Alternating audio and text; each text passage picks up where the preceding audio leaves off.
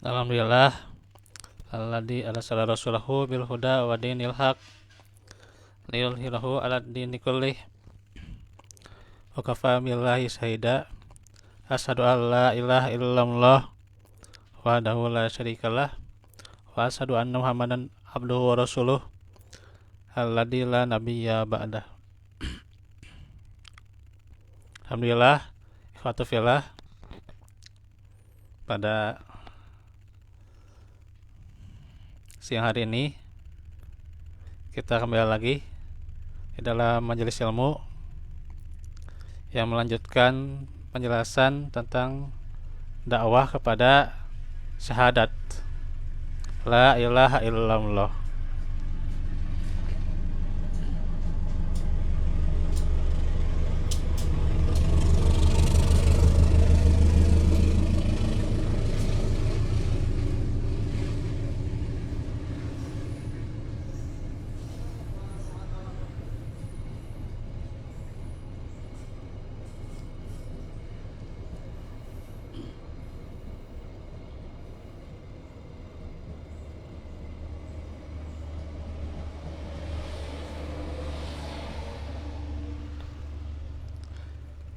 Yang hari ini kita akan baca satu hadis dari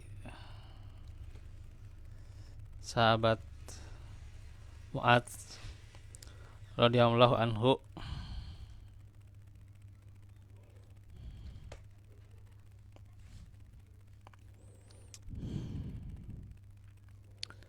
Di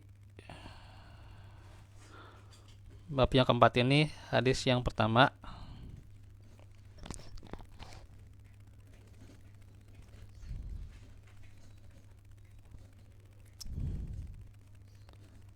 yakni bagaimana juga diriwayatkan oleh Ibnu Abbas radhiyallahu anhuma, ya.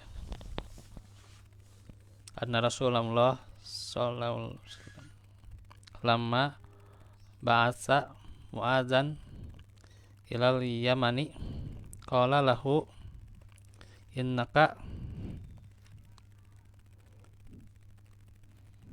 ta'ati qauman min ahlil kitab falyakun awwala ma tad'uhum ilaihi syahadatu alla ilaha illallah. Dari Ibnu Abbas, beliau berkata, tatkala mengutus Mu'adz ke Yaman, Rasulullah sallallahu alaihi wasallam bersabda kepadanya, sungguh engkau akan mendatangi kaum ahli kitab, maka hendaklah dakwah yang kamu sampaikan pertama kali kepada mereka adalah syahadat la ilaha illallah. Wa fi riwayah, dalam riwayat yang lain disebutkan ila yuwahhidu ay yuwahhidullah, ya.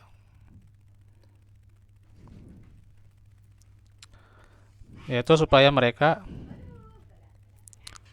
menauhidkan Allah. Ayyuwahidullah, ya, mentauhidkan Allah. Fa inhum ata'uka lidzalika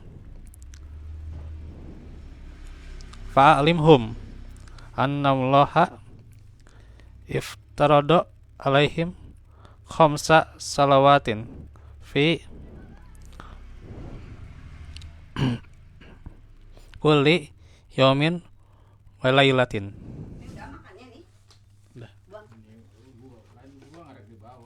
Oh, dibawa. Istrina ingat istri. Bagus.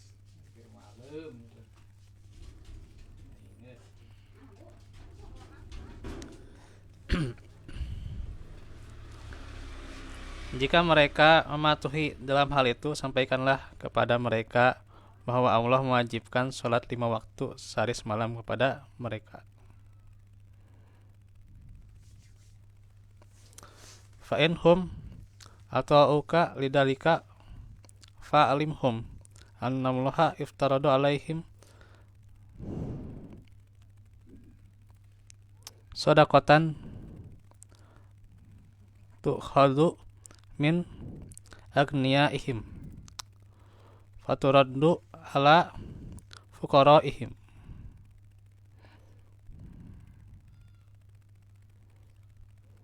Jika mereka telah mematuhimu dalam hal itu, sampaikanlah kepada mereka bahwa Allah mewajibkan zakat kepada mereka yang diambil dari orang-orang kaya di antara mereka untuk diberikan kepada orang-orang yang fakir di antara mereka.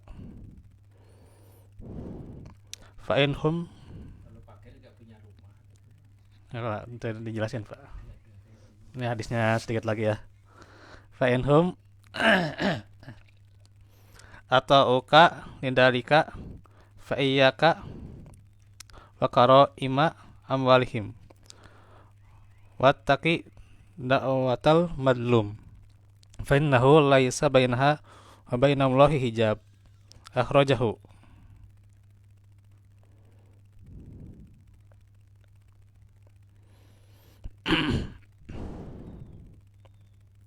Jika mereka telah mematuhi dalam hal itu, jauhkanlah dirimu dari harta yang ada pada mereka atau harta terbaik mereka, dan jagalah dirimu dari doa orang yang terzolimi, karena sungguhnya tiada suatu tabir atau hijab antara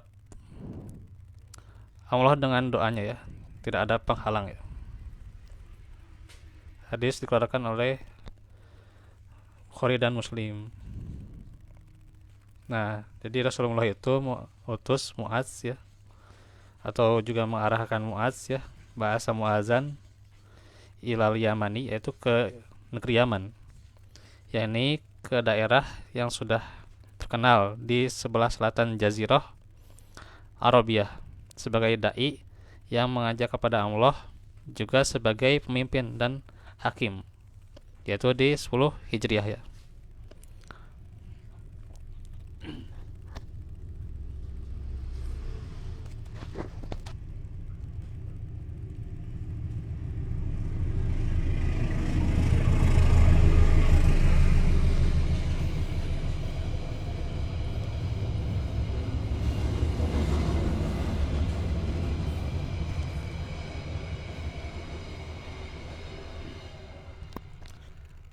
Ahlul kitab itu yang dimaksud adalah Yahudi dan Nasoro, karena jumlah mereka di Yaman saat itu lebih banyak daripada kaum musyrikin Arab ya, atau karena mereka lebih mendominasi wilayah tersebut ya.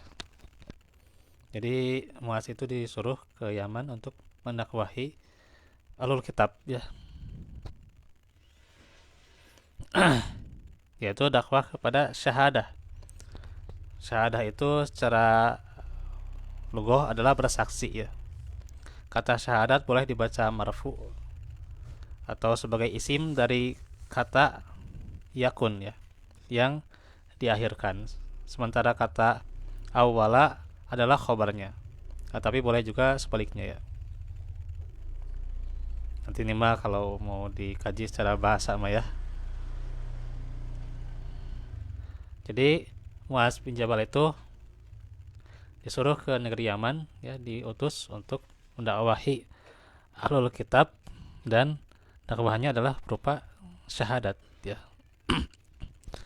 Di riwayat yang lain ya, di Sahih Bukhari, atau ukalidalika, yaitu menaatimu dalam perkara itu kalau mereka bersaksi dan tunduk kepada hal yang kamu perintahkan untuk beribadah hanya kepada Allah dan mengingkari sesuatu yang disembah selain Allah. Jadi maksudnya ketaatan itu adalah dengan ketauhidan ya, yaitu hanya tunduk patuh ya, ya kepada yang diperintahkan, yaitu tauhid ya. Yang diperintahkan itu kan tauhid ya, dan mengingkari kesyirikan ya, mengingkari segala sesuatu yang disembah selain Allah. Iftarado alaihim, Allah mewajibkan atas mereka ya, atau kalidalika, yaitu mereka sudah menaatimu dalam perkara itu, yakni mereka telah mengimani akan kewajiban sholat dan mereka telah menegakkan sholat. Iftaradu alaihim sodakotan. Allah Ta'ala mewajibkan kepada mereka berzakat ya.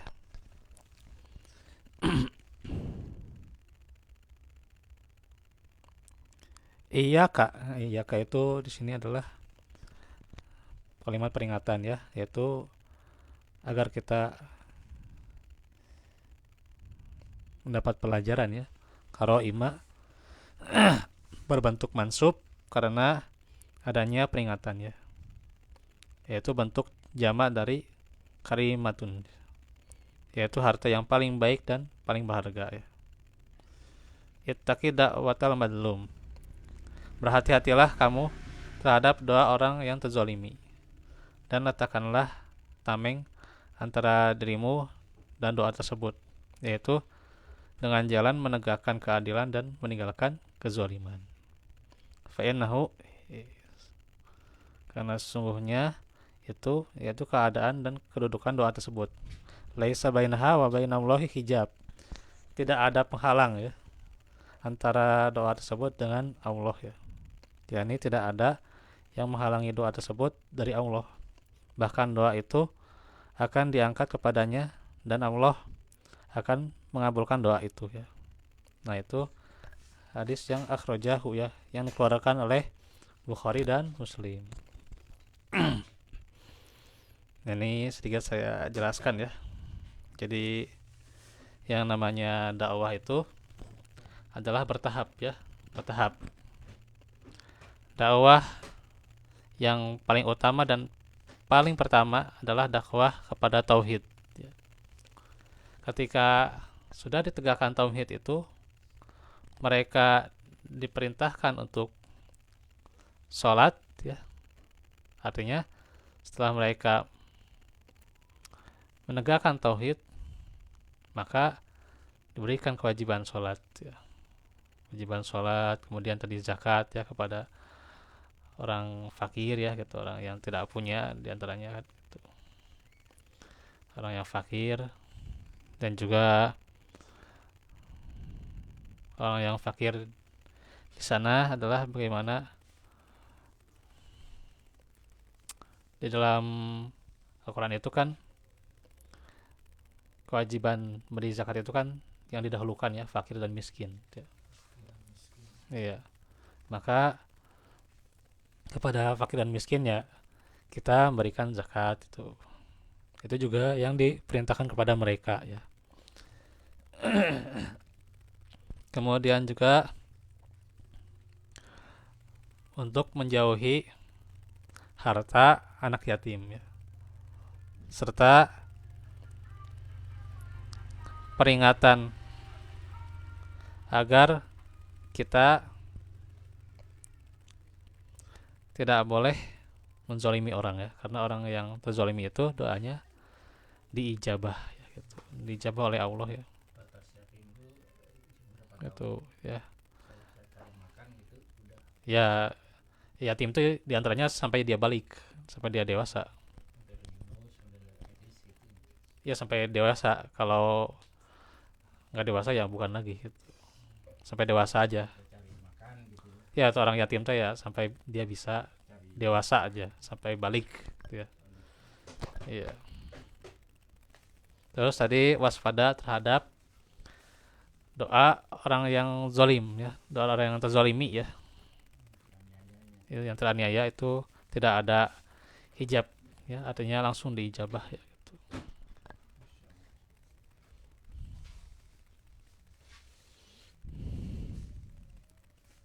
Nah, itu ya.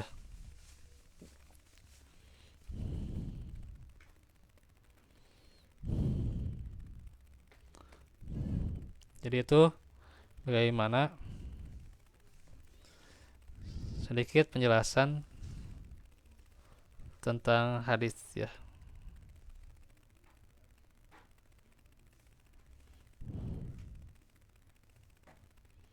Nah, sedikit lagi saya sampaikan. Ini karena mau udah jam 2 ya. Bahwasanya Rasulullah SAW mengabarkan bahwa siapa saja yang meninggal di atas tauhid, perihal masuknya ia ke dalam surga adalah sudah pasti ya. Meskipun ia adalah seorang pelaku dosa besar ya. Ya dosa besar. Dosa besar. Ya, tapi kalau dia meninggalnya di atas tauhid, walaupun dia seorang pelaku dosa besar, ya dia sudah pasti. Hanya saja nanti disiksa dulu di neraka ya, itu. Dan meninggal dalam keadaan terus-menerus berbuat dosa misalnya, maka dia berada di bawah kehendak Allah ya. Dia pelaku dosa besar, tapi kalau dia meninggal juga dalam keadaan terus-menerus berbuat dosa, itu berada dalam kehendak Allah ya. Kalau Allah menghendaki, nantinya Allah akan memaafkan ya, memasukkan dia ke surga. Tetapi kalau kehendaknya lain, Allah akan mengazab ia di neraka, kemudian dikeluarkan dari neraka dan kemudian dia ke surga. Adapun seorang yang di atas kesyirikan ya, ini hadis yang udah kemarin ya kelewat ya, yang sudah berada dalam kesyirikan, dia tidak akan masuk surga. Kalau sekarang bab 4 ya. Iya.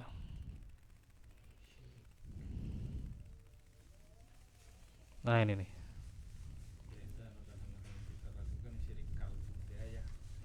Iya. Hujan nih. Wah. Ya, sekarang hadis yang Muaz tadi ya.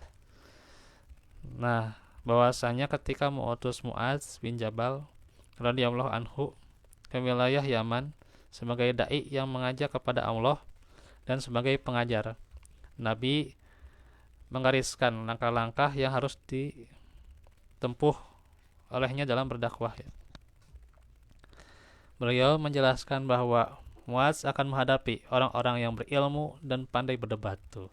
Jadi yang dihadapi itu bukan orang yang biasa-biasa ya, bukan orang yang awam, tapi orang yang berilmu di antara mereka ya, dari kalangan Yahudi maupun Nasoro ya. Dengan maksud Muaz berada dalam keadaan siap berdebat, membantah syubhat-syubhat mereka, kemudian memulai dakwah dengan perkara terpenting ya. Lalu yang penting, maka hendaknya yang pertama kali adalah menyeru manusia untuk memperbaiki dakwahnya ya, memperbaiki akidahnya ya. Pertama itu akidahnya yang dulu diperbaiki ya, karena akidah merupakan fondasi ya gitu. Kalau sudah tunduk akidahnya, maka mereka diperintahkan untuk menegakkan sholat, karena sholat merupakan kewajiban terbesar setelah bertauhid ya gitu. Jadi tidak akan diterima tauhid seseorang kalau dia tidak sholat ya gitu. Kalau sudah menegakkan sholat, maka orang-orang yang kaya di antara mereka diperintahkan untuk menyerahkan zakat kepada orang-orang yang fakir sebagai rasa kebersamaan dengan orang-orang yang fakir tersebut dan rasa syukur kepada Allah ya. Nah itu setelah sholat kemudian zakat ya gitu. Itu adalah diantaranya juga memperbaiki hubungan dengan Allah dan hubungan dengan manusia ya. Nah itu. Kemudian beliau memperingatkan Muaz tentang mengambil harta terbaik dalam zakat. Jadi tidak boleh mengambil harta dalam zakat ya, tidak boleh harta zakat itu buat kita gitu ya, diambil itu maksudnya kita mengambil harta orang lain ya, yang haknya itu buat orang lain ya, buat orang-orang fakir ya, diambil buat kita. Nah, itu tidak boleh itu ya.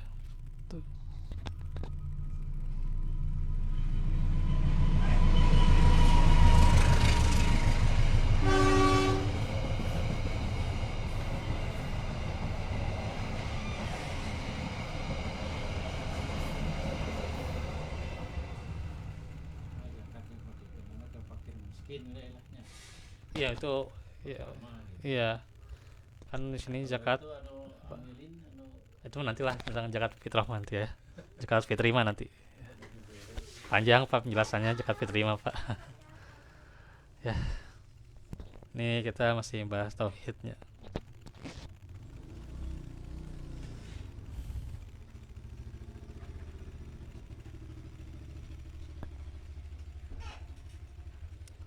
Jadi nggak boleh asalnya kita mengambil harta yang diperintahkan, yang diperuntukkan kepada orang lain ya, kepada fakir dan miskin. Tuh intinya ya.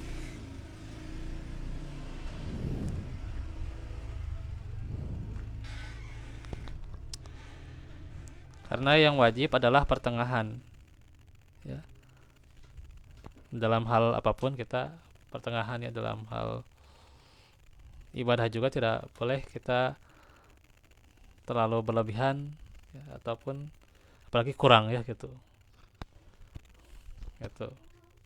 Berlebihan atau ekstrim lah gitu ya. Ekstrim.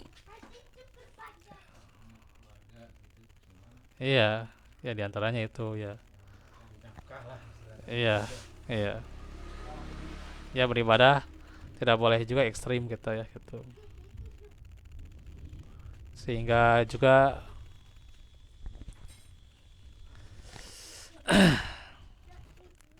kita melupakan keluarga ya.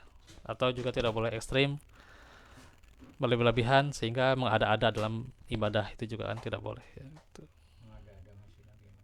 Ya mengada-ada ya, nambah-nambah gitu.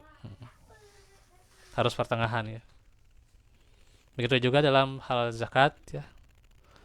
Pembagian itu kan sesuai dengan syariat, dan syariat itu adalah bagaimana pertengahan ya, dengan adil gitu ya gitu. Ya. Ya maksudnya nambah ibadah yang tidak pernah dicontohkan oleh Nabi. Ya itu yang nggak boleh ya. Ya misalnya puasa ya, saum setiap hari misalnya kan gitu kan, tidak pernah dicontohkan oleh Nabi, itu maksudnya yang nggak boleh itu. Ya. Iya. Enggak. Ya Senin Kemis rumah khususnya. Iya. Tapi kalau misalnya yang nambah-nambah dalam ibadah yang tidak boleh itu adalah ketika hal itu belum dicontohkan oleh Nabi ya gitu. Ya seperti misalnya saum setiap hari gitu ya, saum 40 hari itu. Nah, itu buat apa juga ya gitu. Iya. Buka mah bebas, Pak. Buka mah bebas ya.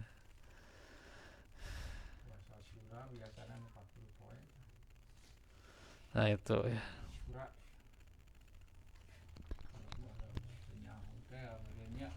Iya.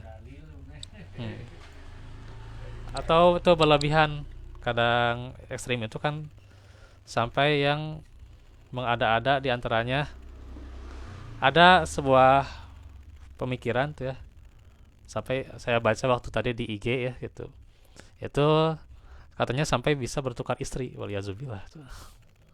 Ya ada aliran, iya, aliran sesat baru itu Pak. Ya sama aliran sesat. Iya, iya aliran sesat. Iya. Apa Azaitun? Eh, itu juga aliran sesat ya gitu. Itu karena juga berlebihan sebenarnya, berlebihan. Bisa jadi sih kalau dalam karomah. Iya. Cuman kalau terlalu terlalu berlebihan kan, terus kemudian nyimpang sampai bisa apa katanya bisa bermaksiat ya gitu. Tergantung kaidah yang dilanggar. Kaidahnya apa sih? Iya. Iya. Sepertinya hujan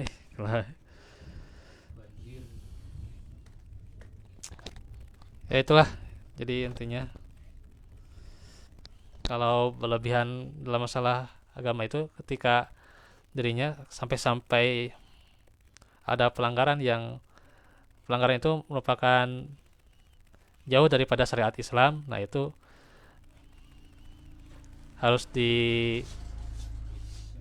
apa ya, harus tolak gitu kan. Yang saya baca itu ya tentang Al-Ghazali itu ya. Al-Ghazali itu salah satu yang tepat Al-Ghazali itu, dan beliau juga ketika meninggalnya kan bertobat juga ya dalam keyakinannya juga. Dan tentunya beliau juga mengatakan jangan sampai ketika seseorang berada dalam tingkat yang paling mulia, tingkat yang paling hebat ya kata Al-Ghazali itu, jangan sampai jadi menentang ajaran Allah ya, atau melanggar ajaran Allah ya gitu. Itu ya. Sampai kalian sesat atau bagaimana ya, sampai membolehkan maksiat ya. Karena tingginya kedudukan dia ya. Karena kemuliaan dia membolehkan maksiat, kan enggak segitu juga itu. Nah gitu. Ini harus hati-hati. Makanya emang pertengahan ya dalam hal sesuatu ya gitu. Ya. Dalam surah Al-Baqarah itu ya. Kan semakin tinggi angin semakin kencang ya. Iya. Allah itu suka yang pertengahan, suka yang adil ya. Innallaha yuhibbul muqsitin ya gitu. Nah itu.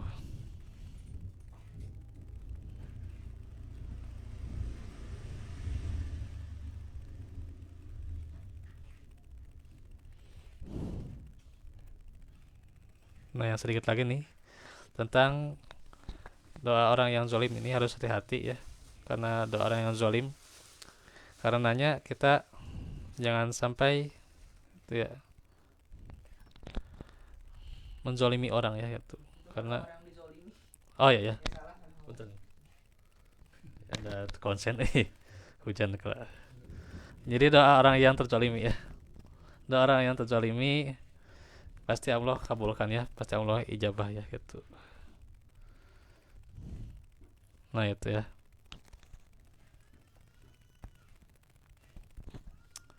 Dan ini hubungan antara hadis dengan penjelasan mana tadi teh dakwah syahadat ya, adalah diantaranya pertama kali yang diserukan didakwahi itu adalah bagaimana kita mengajak kepada manusia kepada la ilaha illallah ya. Dalam hadis juga terdapat syariat pengutusan para dai mengajak kepada la ilaha illallah. Nah segitu dulu paling ya, kurang lebihnya mohon maaf. Dan juga ini ada kiriman doa ya dari ini supaya anaknya Teh Anissa ya, Teh Anissa dan juga Pak Andrian ya, semoga menjadi anak-anak perempuan yang solihah ya, yang berbakti pada orang tuanya dan juga bisa membahagiakan kedua orang tuanya, serta juga senantiasa bermanfaat ya, berguna untuk masyarakat, dan juga terus bisa berbagi kebaikan itu ya, membahagiakan di dunia dan juga di akhirat ya. Nah itu doa untuk yang sudah akikah ya, 7 hari ya melahirkan ya. Ya. Nah itu doanya ya. Wa'afu minkum wa fikum. Insyaallah kita lanjutkan lagi besok ya.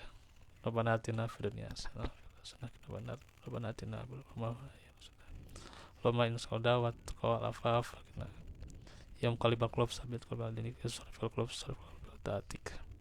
Aku lakum lihada wa astaghfirullah li wa lakum. Wassalamualaikum warahmatullahi wabarakatuh.